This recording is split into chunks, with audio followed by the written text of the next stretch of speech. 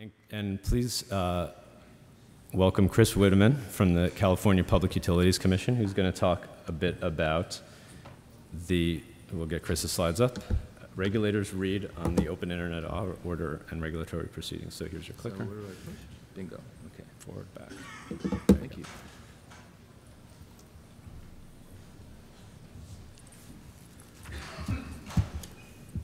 Good morning. It's a pleasure to be here. My name is Chris Witteman. I'm Senior Counsel at the California Public Utilities Commission. I'd really like to thank you for having me here, and especially thank Tony for his patience in fielding my questions over the weekend. First, a disclaimer. I am not here representing the California Public Utilities Commission. I'm speaking on my own behalf, and my views are my own and should not be attributed to the Public Utilities Commission. The second caveat is the Open Internet Order itself. This is a 400-page tome. It has multiple parts, over 2,000 footnotes, not all of which are consistent, internally consistent. So I can't pretend to have mastered it all, and may have to get back to you on some of your questions. So with that said, I'm honored to be speaking from the same stage, figuratively, from which Christopher Yu addressed you at your winter meeting. I have a very different perspective than Professor Yu, but I do agree with two things that he said at the outset of his speech. One, lawyers and policymakers need to understand the technology a lot better, and technologists may need to understand aspects of the policymaking world better. So I'm looking forward to dialogue, to your questions. This is why I'm here, and hopefully we can close that gap. The second thing he said was the U.S. has adopted a different regime than the rest of the world when it comes to internet access. For the rest of the world, broadband internet access service is part of an existing regulatory regime that governs all electronic communication networks, cable, fiber, copper, wireless, and transport, and all protocols, whether they be TDM, IP, or other. In the United States, we've tried to develop separate rules specifically tailored to internet access and IP network, built on the notion that access to the internet is itself an information service, one that you can't separate from its transport underpinnings. So that really is the theme of what I'm going to be talking about today. So blow through that. Common carriage is a concept that goes back into the common law, 16th, 17th century, bridges, ferry boats, bottleneck facilities, and its key components were non-discrimination rule and fair and reasonable rates. In our context today, and in the context of the Open Internet Order, the fair and reasonable rates this is not about rate setting. So we're going to focus on the non-discrimination portion of common carriage. The primary analog in the United States is the railroad.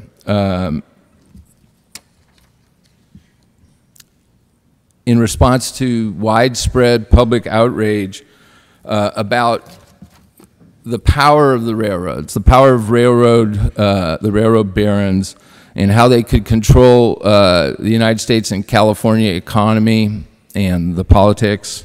It's one reason, by the way, why the Public Utilities Commission is in San Francisco and not in Sacramento. In response to that, on the federal level, you had the Interstate Commerce Act of 1887 and the founding of the California Public Utilities Commission, which was then called the Railroad Commission. Common carriage is also the foundation of telecommunications in the United States for the entire 20th century. It ran on the concept of this non-discrimination principle and this separation between the conduit and the content. And this continued even through the early years of the internet. The FCC's computer inquiries in the 1980s and 1990s were very clear about a separation between facilities on the one hand and content on the other, and in fact required at one point the telcos to have separate subsidiaries to run their transport operations as opposed to any information services they were into. So this continued until 2002, and then we have what I refer to as the FCC's original sin. This was led to the us all being cast out of the garden. This was a decision. This was a decision where the FCC did away with this division between conduit and content, between carrier and payload, and determined that they were no longer separable. They were together formed an inseparable information service held together with the special DNS sauce. This decision went up to the U.S. Supreme Court in 2005 in the Brand X decision, and the Supreme Court did not approve the FCC's logic, but rather deferred to it. It's a doctrine called Chevron deference. One of the dissenters was Justice Scalia, interestingly enough, who said this is just too clever by half. The famous pizza analogy, clearly when you order a pizza, you can think about the pizza delivery separate from the pizza. So years of litigation, confusion, and wandering in the desert ensued. I myself was party to several Ninth Circuit cases involving companies that claimed that IP transport was something entirely different than what was contemplated in their interconnection agreements. So the FCC attempted a number of fixes, none of which worked. In 2005, they came up with 4 principles that consumers are entitled to access the lawful internet content of their choice. They're entitled to run applications and services of their choice. They're entitled to connect the devices of their choice, and they're entitled to competition among carriers, network providers, application and service providers, and content providers. Well, this didn't, it wasn't too long until Free Press brought a complaint based on a guy who liked barbershop quartets. And he used BitTorrent to share his barbershop quartets with his fellow aficionados, and discovered that for some reason the transmissions were interrupted. I think he discovered that the technical thing that was happening was a TCP reset function. Free Press brought the case to the FCC. The FCC called out a violation and required Comcast to change its ways. Comcast was the carrier in question. Comcast appealed. It went to the DC Circuit, and the DC Circuit rejected the 4 principles in a 2008 decision because the FCC really couldn't identify the authority on which it had propounded those 4 principles. I think the real problem was they were principles, they weren't rules. In any event, the FCC went back to the drawing board. In 2010, they came up with an order. This time they had rules: no blocking, no discrimination, transparency. But again, based on this concept that broadband internet access service was a information service and not a common carrier telecommunication service. This case went finally back to the DC Circuit. Judge Tatel, a blind man who is just a phenomenal jurist. I mean, he ruled against the FCC twice, but in each case it was really well reasoned. And he ultimately wrote the decision, this decision in 2014, which agreed that content discrimination was a problem, approved the FCC's logic, and authority to do something about the problem, but rejected the FCC's broken model. You can't do this, the court said, if you call broadband access an information service. So your problem is what you did back in 2002. Essentially, you have to reclassify broadband as a telecommunications transport service. Well, the good news for the FCC was that the DC Circuit decision was really a roadmap to reclassification of broadband internet access service as a common carriage service. But still, the FCC didn't get it. In late 2014, they floated, or mid-2014, they floated proposals that were, again, based on this information service classification. It did not look good. Until 4 million people wrote into the FCC, 99% of which were in favor of reclassification as a common carriage, until John Oliver went on HBO with his famous rant, and until President Obama's strong, clear, and I think really knowledgeable statement about we need Title II. I listened to the guy. My own take was this: he gets it. He understands the technology. So the FCC reworked the rules. They reclassified broadband as a telecom service, and applied the rules to wireless as well as wireline. So what are these rules going forward? Well, you have your 3 bright line rules: no blocking, no throttling, no paid prioritization. You have a general conduct rule: no unreasonable interference or unreasonable disadvantage.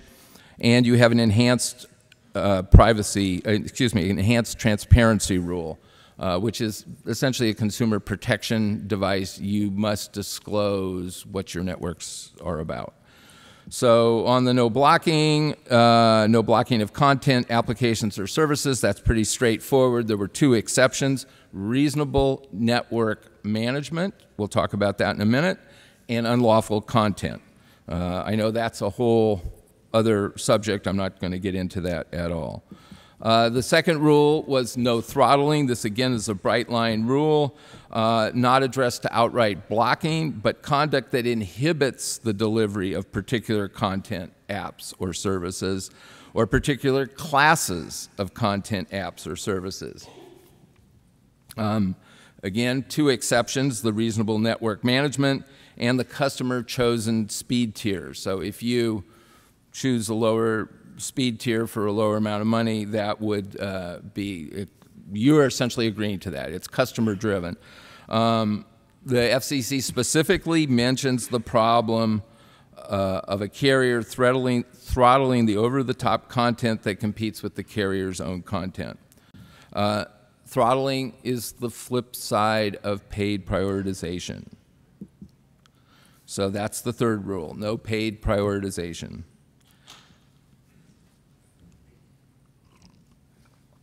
Paid prioritization refers to the management of a broadband provider's network to directly or indirectly favor some traffic over other traffic by traffic shaping, resource reservation, and other methods, some of which are mentioned in the Open Internet Order.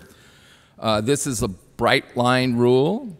You can't receive money or other consideration for prioritization, and you can't favor affiliated content. In other words, develop a business partnership and favor the content of your partner.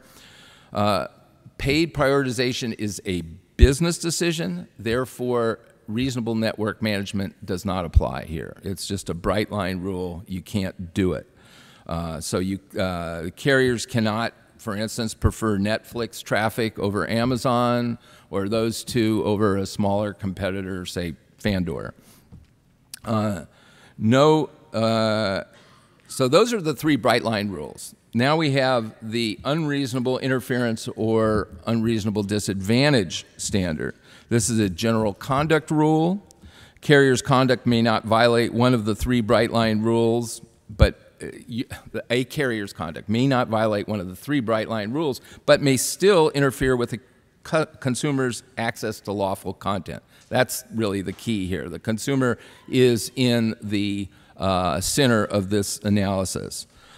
This rule governs conduct with edge providers, but on a case-by-case basis. As we'll see, the FCC shied away from really going deep on the peering and interconnection issues. Whenever reasonableness is involved, whenever a lawyer sees the word reasonableness, they know that there's a lot of guaranteed work out there for. It's a multi-factor test. The number of factors, I've highlighted the two most important ones, preserve end-user control and application agnostic. The FCC really focuses on those two, and I predict those two will be the center point and issue of any litigation that grows out of this. Other factors they look at: does this promote competition? Does it protect consumers? Does it promote innovation, free expression? And here's key for NANOG: is it consistent with network best practices and standards? The FCC defined what it was talking about here. It says standards adopted by open, broadly representative, and independent internet engineering, governance, and standard-setting organizations. So this is your opening. You will play an important part going forward in the development of these rules. I take this as a reference not only to NANOG, but to groups like ARIN and ICANN. The FCC specifically rejected a commercially reasonable standard. That was the standard they used in their roaming order when they tried to expand wireless roaming. They said this is a larger analysis. This is really not just between two carriers or what's reasonable between two carriers. This is about the public interest, and again, the consumer stands in the middle point of this analysis. Two specific questions that the FCC mentioned were sponsored data and data caps. And they would apply, they say they are going to apply these rules to those two questions. My prediction is that sponsored data will have a very difficult time, but that data caps, particularly wireless data caps as we've seen, will pass muster. Okay, so now we get to the enhancements to the transparency rule. The transparency rule is not a new rule. They did not propound a new rule. This was the only rule that survived the DC Circuit appeal, and the reason it survived is because it's not a common carriage rule. It's really a consumer protection rule. So the old rule says, a person engaged in the provision of broadband internet access service shall disclose network management practices, performance characteristics, and the commercial terms, the full commercial terms of the engagement. This was directed at two constituencies, not just consumers. They talk about consumers having enough information to make informed choices. That's language you see in a lot of consumer protection statutes. It's in the California Public Utilities Code. But the second constituency was content, application, service, and device providers to help them develop, market, and maintain internet offerings. So you are within the protected class, if you will, of the transparency rule.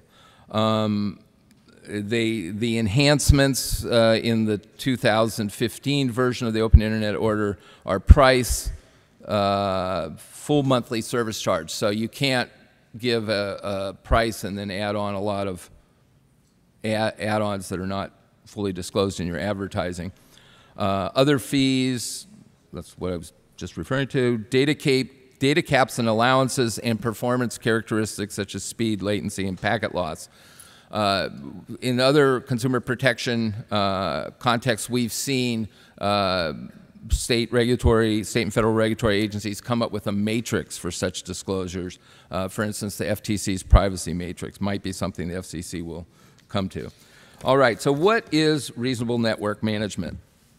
This applies to 3 of the 4 rules that we've talked about: no blocking, no throttling, and no unreasonable disadvantage or interference. Now, we have the typical bureaucratese definition here. A network management practice is reasonable if it is appropriate and tailored to achieving a legitimate network management purpose, taking into account the particular network architecture and technology of the broadband internet access service. Are you still awake? Really what it boils down to, and the FCC says this in one of the subsidiary paragraphs, is whether a practice is primarily motivated by technical network management considerations or business justification. If it's about business, if it's about revenue, you're going to have much tougher sledding. There's some bleed over here between the factors that we talked about, that I talked about a minute ago in regard to the no unreasonable interference or disadvantage standard. Does it allow for end user control? Is it application agnostic? So when the FCC announced this, they made a big deal of saying that this was not going to be standard utility style regulation. They were referring to a practice that's called forbearance. This is in the 1996 Telecom Act and essentially allows the FCC to forbear, to not enforce rules in the 1996 Telecom Act when it finds that the public interest would not be harmed. So here, the FCC said it would forbear, that is, it would not enforce, rules relating to rate regulation, to tariffing, and to unbundling.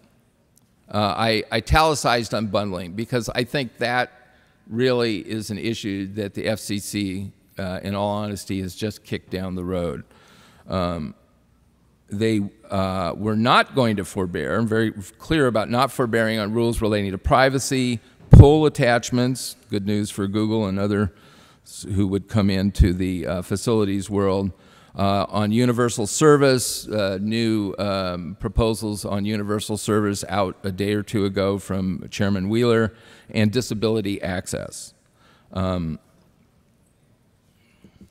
So now coming to my own backyard, preemption of the states. Under the 1996 Act, it really changed the way regulation had been done. There was a strict divide up until that time about between intrastate carriage and interstate, and all kinds of separation rules, and it became very difficult to deal with. So the 1996 Act ushered in something that is referred to as cooperative federalism. The feds more or less set out the framework, and we color between the lines. There are two areas where the states have traditionally been very active. One is in consumer protection, billing issues, and the other is disputes between carriers. 2 California carriers are in a dispute. Even if it concerns interstate traffic, there's still 2 California carriers under the aegis or jurisdiction of the Public Utilities Commission. The Open Internet Order declares that broadband internet access service is, quote unquote, jurisdictionally interstate, but this doesn't mean, obviously, that it's factually interstate. What it does mean is that the states are bound by what the FCC says, and they're bound by the FCC's forbearance decisions. So what can the states do? The key word here is nothing inconsistent with what the feds have set out. So no new state universal service assessments. They were explicit about that. It's not a basis for requiring cable systems to get new telecommunications franchises. Still unclear how this is going to play out in interconnection disputes and billing. There's an interesting issue here because one of the things that the DC Circuit did in the 2014 Verizon versus FCC is rehabilitate Section 706 of the 96 Act, which delegated both to the FCC and to the states equally the role of promoting competition and removing barriers when it came to advanced telecommunication services, read broadband. So the states have a role in doing that, have an independent statutory authorization to do that, and the FCC's order acknowledges that but doesn't really parse it out more finely. So what does this mean for you? A lot of talk about FCC takeover of the internet. I think that's misplaced discussion. For the last 20 years, we've had in the wireless area very light-handed regulation. There's been no rate regulation, virtually no entry regulation. It's all about terms and conditions and issues like roaming. So that certainly has not impeded the growth of the wireless industry, and I do not expect the Open Internet Order to impede the growth of the broadband and internet-related industries. If you work for an edge provider or competitive carrier, this might give you some tools to achieve more fairness and transparency in your interconnection with incumbent or other facilities-based carriers. There's no direct change in the interconnection rules. The FCC acknowledges a lot of conflicts that have been out there, the level 3 Netflix, Comcast conflict. I was glad to see everybody behaving themselves this morning. It says that there are competing narratives about what happened. It says they're essentially going to wait and see. A rare act of regulatory humility said, we really don't understand this enough to make rules. So we're going to let you folks try to work it out and see what you come up with. If you work for an incumbent, you probably should take a look at your tariffs, contracts, rules, and policies to make sure they're transparent and fair, both vis-a-vis your end-user subscribers and competing carriers and other commercial partners. So I think we've said enough on that. The larger picture, I'll close with this. I really think the Open Internet Order is a watershed change in the way the FCC views the network. I'd say this is the end of the telephone network as we know it. This has been in the works for several years, National Broadband Plan and the 2011 Transformation Order, but this really hits it on the head. Dial tone is replaced by broadband connectivity. Voice is just an application. They specifically say that with regard to VoIP, and as we know, VoIP is pretty much going to be the voice product going forward. And they redefined the endpoints of the network. Previously, the NAMPA numbers had been seen as the endpoints of the public switch telephone network. Now the endpoints include IP addresses. Again, does this mean an FCC takeover of the internet? They explicitly address it on this count and say, no, this definitional change to our regulations in no way asserts Commission jurisdiction over the assignment or management of IP addressing by the Internet Numbers Registry System, so I expect that the consensual decision-making of ICANN, ARIN, and others will go forward. So at the end of the day, I think what the FCC is saying here is that broadband is an essential service.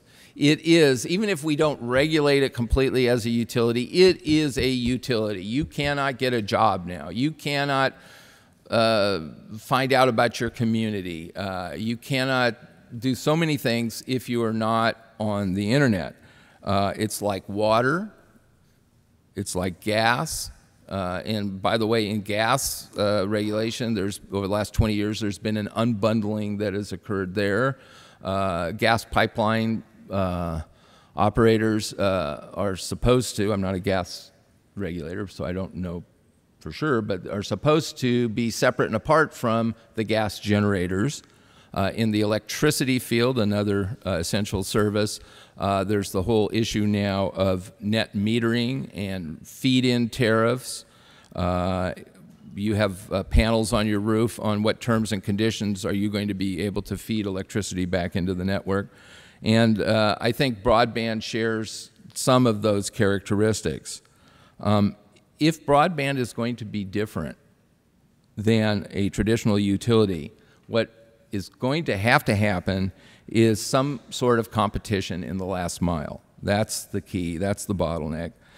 This can occur through unbundling regimes, something like the functional separation that Ofcom in the United Kingdom has pursued, or perhaps carrier-neutral municipally sponsored networks, or some combination of the three. But to the extent that you've got a monopoly there, you have a real need for, in my opinion, for some sort of neutrality or open internet rules. So, in closing, we need your help. The FCC needs your help. They're developing standards. I talked about the reasonableness criteria. I talked about best practices. You're on the front lines of that. We're trying to deal with known historical problems while honoring the uniqueness and wonder that IP technology has brought us. So with that, thanks for listening. I'll try to answer your questions. You can also email me questions at wit@cpuc.ca.gov.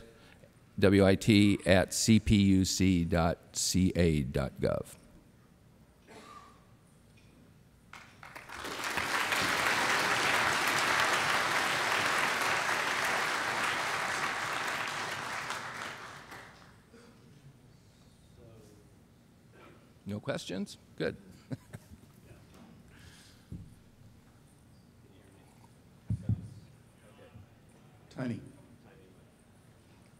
Tony. Yes. Question? Okay. All right. Yes. Hi, my name is Chris Woodfield. I'm with Twitter. Your mention of the fact that broadband is now being considered an essential service brings up some interesting implications. As we all know, telephone service was declared an essential service, and we had things like Universal Service Fund to make sure that rural areas had access to voice telephone service.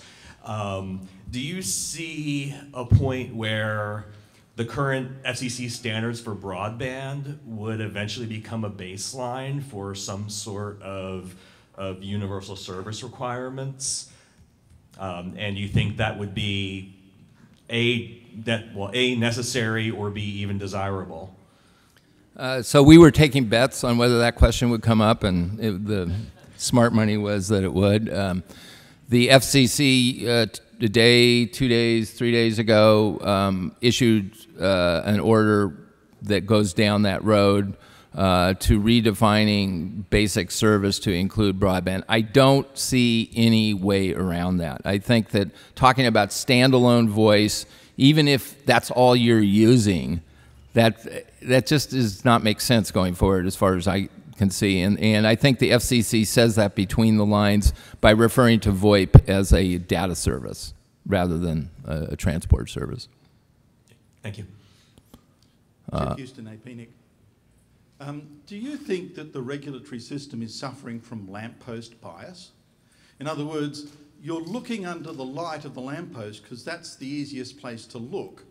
Whereas in actual fact, the intrinsic monopolies that are forming on the internet are in different places. You've got a long history of regulating carriage because carriage was central to telephony. In the internet, carriage is merely the sewerage, and that the value is in apps. And certainly it's true right now that apps are incredibly monopolistic. The DNS is largely serviced by a single provider. Even our email is serviced by only one or two. Is this a problem? And if it is a problem of these forming monopolies in applications and services, what do you see as your role as a regulator in looking at this upper level world that sits well above the traditional regulatory environment of carriage? I think that's an excellent question. Did you bet that that was going to be asked as well? No, but I've thought about that. That's definitely a question I've thought about. I've done some reading and research into search bias, all of the attendant privacy issues that the Europeans are so exercised about. There's no doubt that companies like Facebook and Google have tremendous market power. But I go back to a very simple principle. It's the wires, stupid. It really is. You talk about the protocol stack and lower level control. the people that own the wires are in a commanding position, from what I can see. These other market problems, I think, are more the province of the Federal Trade Commission. I think the PUC, the California PUC, and the Federal Communications Commission would do well to stick to the wires and to the market power that attaches to those wires and to the act of transportation of information. So in effect, you're saying it's someone else's problem, but it's a problem. Exactly.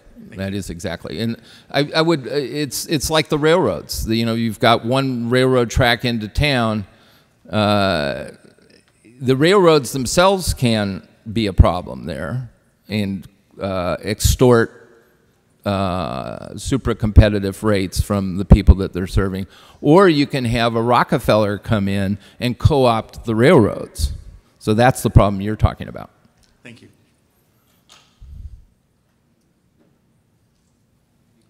Yes, Bill Goldstein. For reference purposes, I'm a retired product manager from AT&T and Managed Internet Services, though I'm here on my own, representing only myself. First question.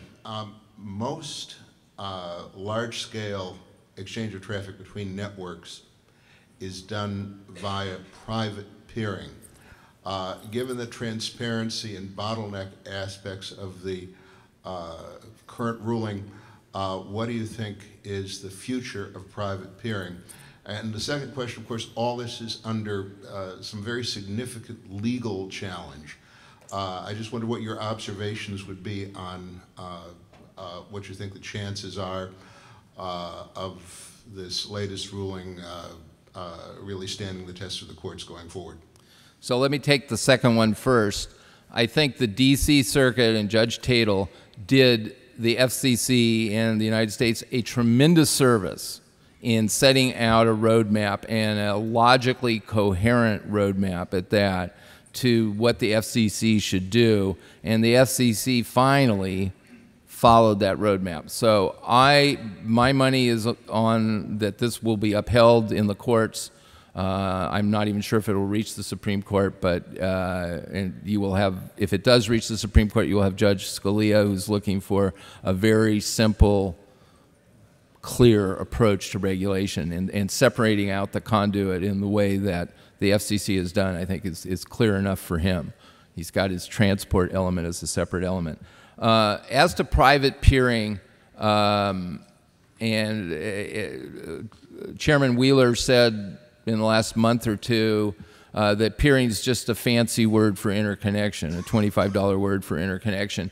My guess is the FCC is going to stand back, gather data, and see if you folks can work it out among yourselves, and then only interfere or only regulate to the extent necessary to keep a level playing field.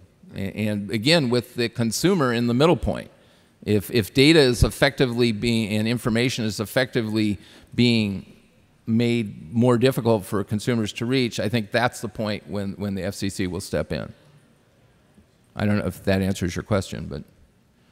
Well, again, you know, no one, it would be unfair of me to address you as to be, you know, a substitute for all the courts and private rulings. I was basically interested in your observations as certainly very interested and very well-informed party to all this, and I appreciate the response. Sure, thank you. I think. Bill Manning representing the 70s. All right. And to answer Jeff Houston's question and a suggestion for the board, if he's interested in content control, invite the MPAA censorship board to come talk next time to talk about content control. Even my sarcasm challenged mind gets the. I just saying. I have a cognitive disconnect every time someone in the United States says broadband. I want to break out in laughter. Is there any expectation that when the FCC talks about broadband, or the Public Utilities Commission talks about broadband, or anyone else in the United States talks about broadband, they actually mean broadband instead of the FCC's current definition? And what do you understand the FCC's current definition to be? I'd have to go back and look at the stats, but when I check my Japanese friends, when they talk about broadband, they're talking about minimum 100 meg up, down, unfiltered, last mile. That, right? That's the old. You can get that out in, you know, like rural Japan. The new stuff is a little faster than that. And so when I hear broadband in the United States, and I go talk to my provider in Los Angeles, and I say, I'd like broadband, and they say, we've got this deal for you. We can get you 1.5 megs up and down, and it's only going to cost you $135 a month. Such a deal. And I don't think that's broadband, and I don't think that's price competitive, and it's really, it makes me snicker. So can we get broadband? You know, do you think broadband's going to change its definition? Well, the FCC just redefined it upward to 25 megs down. That probably wouldn't satisfy you, but a lot of people are complaining that that's unrealistic, and people don't need 25 megabytes and megabits. Thank you. I'm showing that I'm a policy guy, not a tech guy. There's pushback on what you suggest, but yes, there are people out there who say we have to go to a gigabit service, and I think we're moving in that direction. It might be slower than you'd like, but. Hi, Patrick Elmer, Markley Cloud Services. Speaking specifically, actually, about an answer you gave, not the presentation. By the way, the presentation was awesome, and kudos to you and the PC for finding you, so thank you very much. Thank you. Talking directly about interconnection, you mentioned during one of your answers that if the consumer is harmed, then interconnection might be there. I was worried, and this, I'm just asking for a little clarification, I was worried that the order would actually be, as long as things are agnostic or even-handed across all comers, then it would be okay no matter what the rule was. But you're saying that the FCC will actually look at the consumer? And just to give a slight bit of context, for many years, for decades actually on the internet, it has been common for a carrier that either has or believes it has market power to specifically congest its inbound and outbound to the quote-unquote public, the core, the default free zone, whatever you want to call it, and force people to buy access if they want good connectivity to whatever is behind them. But that's even-handed. Everyone has to do the exact same thing. Is the FCC going to look at that and go, no, that's not correct? And then what are they going to do? Are they going to say, okay, here's a reasonable price, or you have to have settlement free to the ones above a certain size? Or, I mean, that seems like a hard problem to me to solve. Well, that's a really interesting question, and I don't completely have an answer. My off-the-top answer would be to go back to the no unreasonable interference or disadvantage. And there, no unreasonable interference or disadvantage, not necessarily vis-a-vis other providers or competing carriers or content providers, but vis-a-vis what is possible. That strikes me as a unfair business practice in and of itself, what you describe. And I'd actually like to know more about that. And Susan Crawford also talks about that, artificially constrained bandwidth, forcing consumers to, or allowing the company to upsell consumers. So if you could contact me afterward, I'd like to know more about that. I think there are tools there to deal with that. I'm not 100% sure what they are as I stand.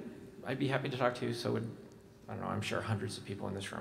But you'll get a lot of email in the very near future. Okay, please. I appreciate it. Randy Bush, IIJ. I think the second half of Bill's point was price, right? As to how much bandwidth is good enough, you know, if God had meant us to fly in airplanes, she wouldn't have given us trains. I have 3 home internet connections. One is Comcast, for which I pay $70 a month and get about 20 meg down. And thank you, John, if you're here, I get IPv6, which I can't even get in this room. Don't turn off V4. You can't get it. Can't get DNS over V6. The other is Time Warner. I pay $103 a month for 15 meg down and 1.5 up. And the third is NTT. I pay $30 a month for 100 symmetric. And it's going to go to $40 a month when I go to gigabit, and they're apologetic. And that's what Bill means by what we say here is broadband is BS. Thank you. So to move this issue in the policy world, I would ask you to send me the data on that because it's very helpful and something I'm interested in. But to move the issue in the policy world, you need studies, you need comparisons. The Berkman Institute at Harvard did a study about 3 or 4 years ago finding that in Europe you could get much more speed for many fewer dollars. And that study instantly became the target of attacks that, to their credit, they really didn't pull back from their conclusions, although they softened them some. And there are other people out, I won't mention any names, making on the circuit saying that European, US comparisons show that we're doing just fine and the market is working just fine. So we do need good comparisons, and my own thumbnail comparison, I have a friend in Hamburg who gets for 27 euros voice and 10 to 15 megabits, whatever. I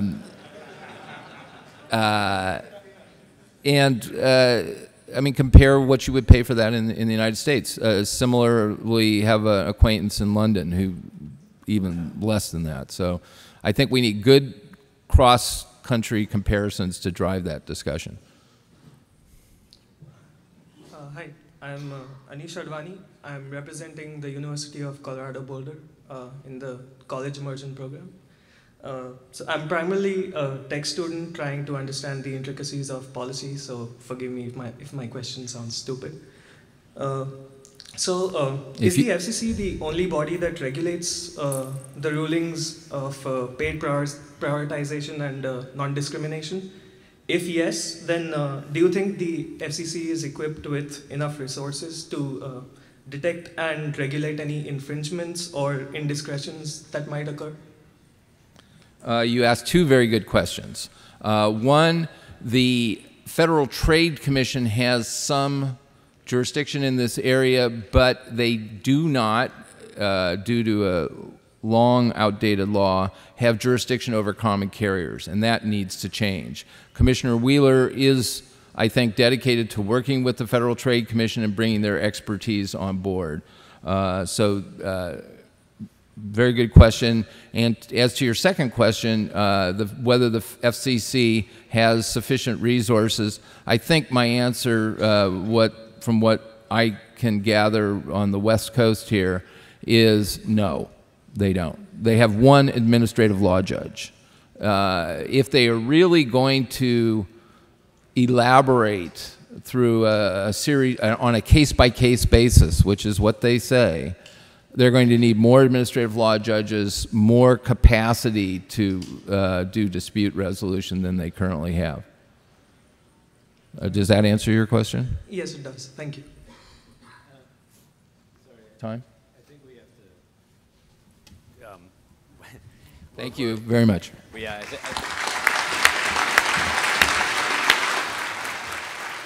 Thanks very much, Chris.